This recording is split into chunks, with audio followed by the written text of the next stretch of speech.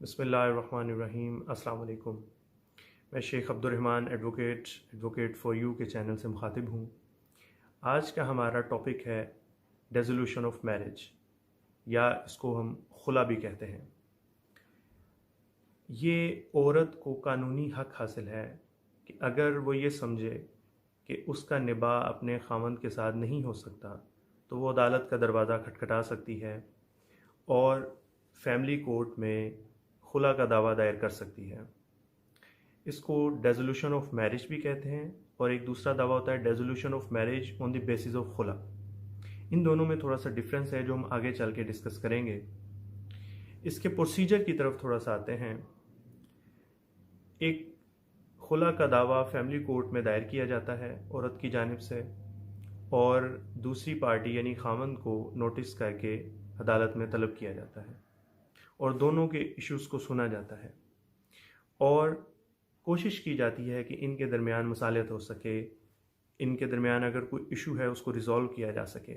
लेकिन अगर मसालहत किसी नतीजे पे नहीं पहुंचती तो औरत की मर्ज़ी के मुताबिक अदालत खुला का दावा डिग्री कर देती है और विद इन 7 डेज़ इस डिग्री को मुतलका यूनियन कौंसल में जमा करवाना होता है और चेयरमैन यूनियन कौंसल फिर एक बार दोनों पार्टीज़ को यानी हस्बैंड एंड वाइफ को अपने पास बुलाता है और दोनों को सुनता है और कोशिश की जाती है वहाँ पे कि इनके आपस में फिर कुछ सुलह की तरफ बात जाए।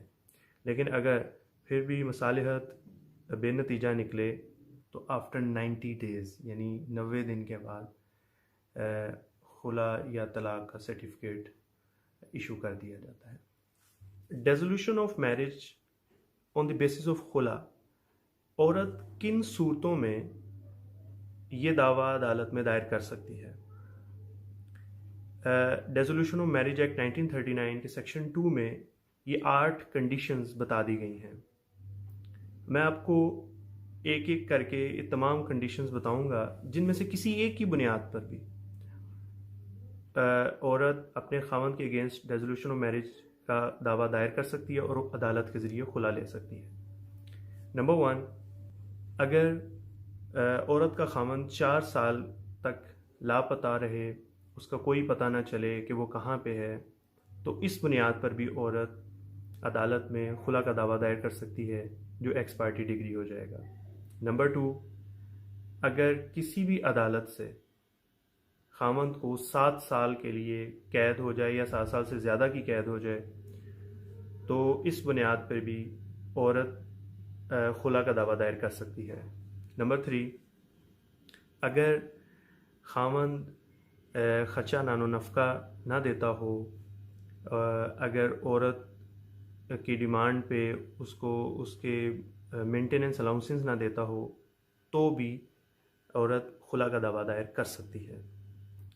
नंबर 4, अगर 3 साल तक खामंद इज़्वाजी ज़िम्मेदारियाँ पूरी नहीं करता तब भी औरत खुला का दावा दायर कर सकती है।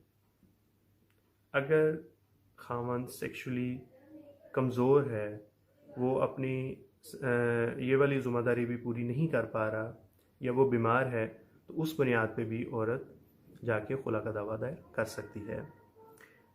अगर लड़की शादी के वक्त या निकाह के वक्त नाबालिग थी और जिस वक्त वो बालिग हुई तो वो खुला उस बुनियाद पर भी ले सकती है कि जिस वक्त उसका निकाह किया गया था वो ज़बरदस्ती था या उसको उस वक्त इतनी सेंस नहीं थी, तो अब वो बालिग हो गई है, अब वो इस आदमी से खुला लेना चाहती है, तो उस बुनियाद पे भी खुला का दावा डिग्री हो जाएगा।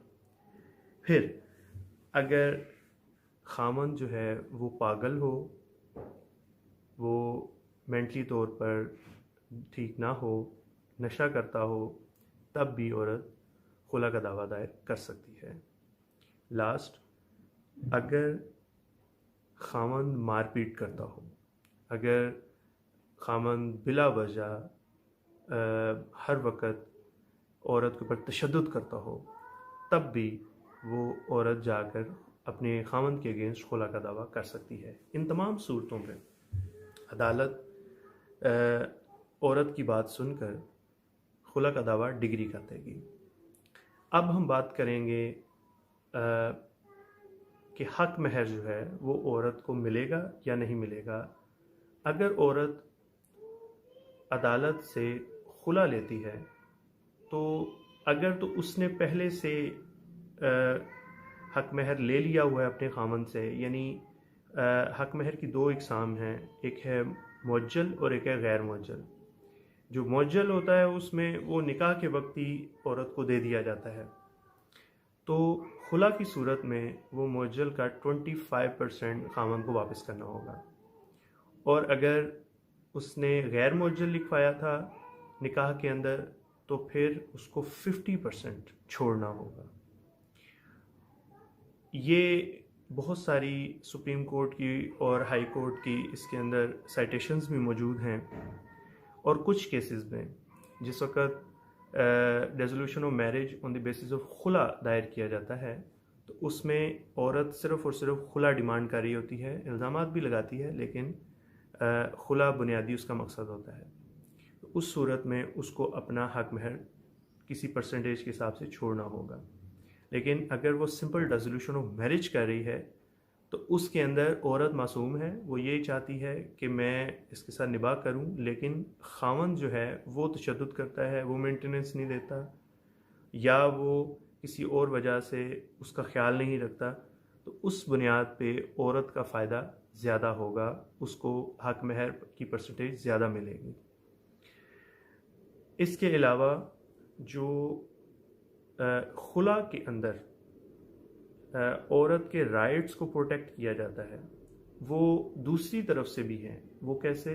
वो ये कि जिस वक़्त औरत खुला ले लेती है, चाहे वो गुस्से में आके ले रही है या वो किसी परेशानी में आके वो खुला का दावा दायर करती है और वो खुला का दावा डिग्री हो जाता है, तो अगर 3 माह तक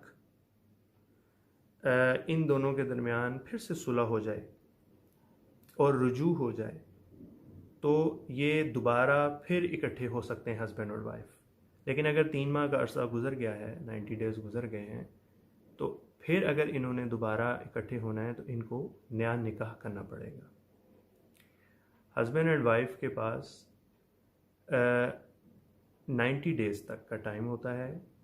अगर 90 डेज़ के अंदर ये रुजू कर लें, अगर ये आपस में दोबारा सुलह कर लें तो इनको दोबारा निकाह करने की ज़रूरत नहीं।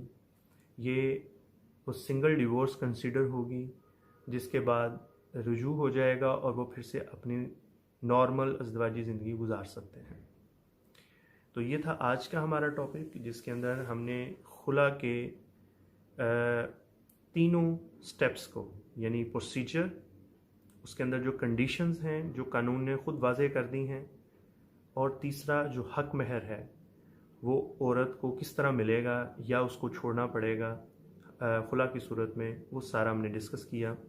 हम इंशाल्लाह इसी तरह मज़ीद टॉपिक्स को लाते रहेंगे इस चैनल पे और डिस्कस करेंगे। Thank you very much. अस्सलाम वालेकुम।